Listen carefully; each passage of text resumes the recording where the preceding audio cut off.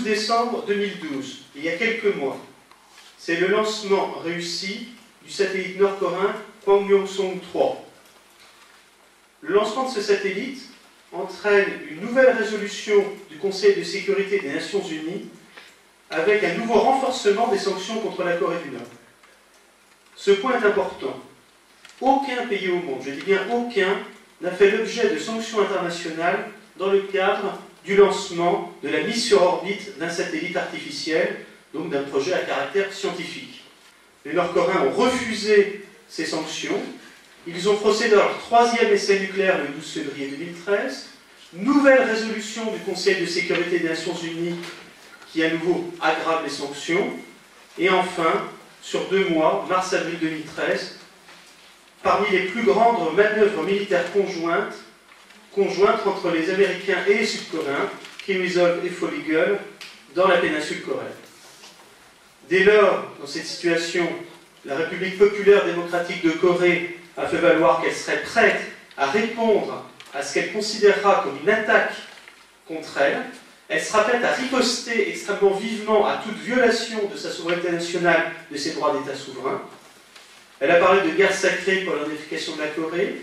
Elle a aussi dit que l'accord d'armistice était rompu, de fait, qu'il n'avait plus lieu d'être, par l'attitude américaine.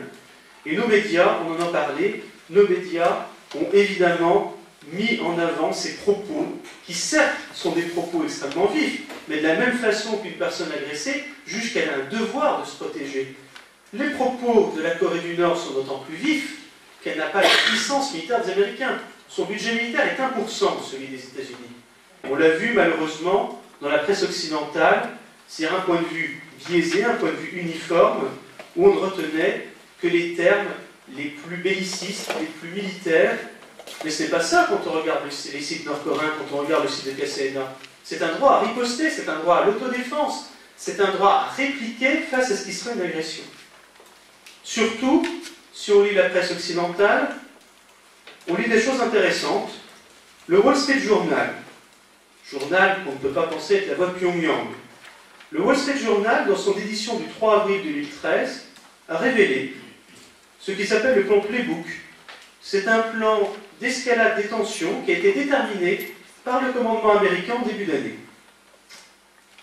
Ce plan Playbook, il comporte non seulement des exercices militaires de grande ampleur entre les États-Unis et la Corée du Sud en cours, exercices qui utilisent les dernières technologies, plus de 220 000 hommes, mais aussi le survol par la Corée du Sud de bombardiers nucléaires B-52, de bombardiers furtifs B-2. En d'autres termes, ça veut dire que nous sommes prêts, nous Américains, je parle à la place des Américains, enfin j'imagine ce que disent les Américains vis-à-vis des Nord-Coréens, nous sommes prêts à bombarder vos sites nucléaires, nous sommes prêts à intervenir. Ce ne sont pas des menaces en l'air.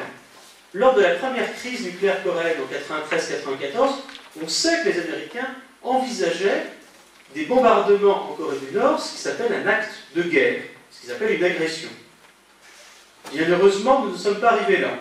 Bien heureusement, nous n'en sommes pas arrivés à des affrontements tels qu'ils ont pu exister depuis plus de 60 ans dans la péninsule coréenne.